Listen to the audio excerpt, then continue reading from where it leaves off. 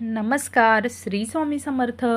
श्रावण महिन्याच्या सोमवारी लोक आपल्या इच्छा पूर्ण करण्यासाठी भगवान शंकरांची पूजा करतात. या महिन्यात तपश्चर्या केल्यानंतर माता पार्वतीला शिव आपला पती म्हणून सापडला असं मानलं जातं. श्रावणाच्या दिवसांमध्ये काही गोष्टी केल्यास नोकरी, घर, कुटुंब, वैवाहिक जीवन, आरोग्य, आणि पैशाशी संबंधित अडचणी दूर होऊ शकतात. जाणून घेऊया श्रावण महिन्याचे महत्त्व आणि भगवान शंकराला प्रसन्न करण्याचे उपाय. 108 बेलपत्राने भगवान शंकराची पूजा करा. भगवान शिवाला एक बेलपत्र अर्पण करत असताना ओम सांब सदा शिवाय नमःचा सतत जप करावा. यामुळे मनोकामना पूर्ण होतील आणि जीवनात सतत यश मिळेल. श्रावण महिना का असतो खास? पुराणानुसार समुद्रमंथन श्रावण महिन्यात झाले.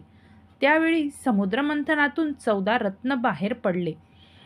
यापैकी 13 रत्ने आपापसात देवदानवांमध्ये वाटली गेली. त्यात विषाचाही समावेश होता. हे हलाहल विष भगवान शंकराला देण्यात आलं होतं. भगवान शंकरानं गळ्यात हलाहल विष घातलं होतं. यामुळे भगवान शंकराचा कंठ निळा पडला. त्यामुळे भगवान शंकराला निळकंठ म्हटलं गेलं. त्या विषाची उष्णता इतकी होती की देवतांना ती थंड करण्याचा कोणताही मार्ग सुचत नव्हता. शेवटी शिवशंकरानं चंद्रदेवांना डोक्यावर धारण केलं आणि भगवान शंकराच्या मस्तकावर गंगा अवतरली. तरीही तापमान कमी झालं नाही. तेव्हा भगवान शंकराला हजारो प्रवाहांनी अभिषेक करण्यात आला.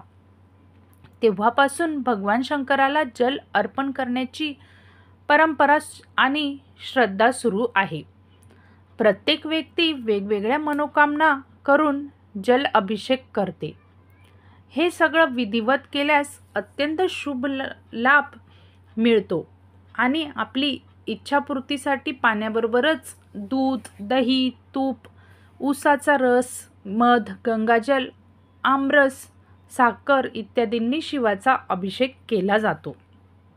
श्रावण महिन्यात पूर्ण भक्तिभावानं, श्रद्धेनं शिवशंकराची पूजा केली तर त्याची मनोकामना नक्कीच पूर्ण होते.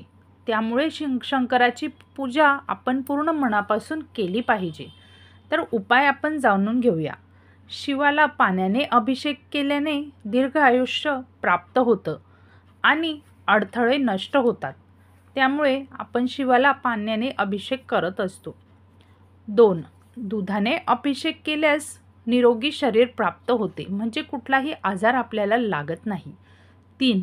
ऊसाच्या रसाचा अभिषेक केल्यानं लक्ष्मी प्रसन्न होते, तुम्हाला समृद्धी प्राप्त होते आणि पैशाची अडचण येत नाही. 4. सुगंधी द्रव्यानं अभिषेक केल्यास माणूस प्रसिद्ध होतो. तर प्रसिद्धी मिळवण्यासाठी सुगंधी द्रव्याने भगवान शिवाचा अभिषेक करावा. 5. साखरेनं अभिषेक केल्यानं धनधान्याची भरभराट होते. 6. आंब्याच्या रसानं अभिषेक केल्यानं चांगली मुलं प्राप्त होतात. 7. गंगाजलाचा अभिषेक केल्यानं मोक्ष प्राप्त होतो. 8. शिवाला तुपानं अभिषेक केल्यानं समृद्धी येते. तेलानं अभिषेक केल्याने अडथळे नष्ट होतात.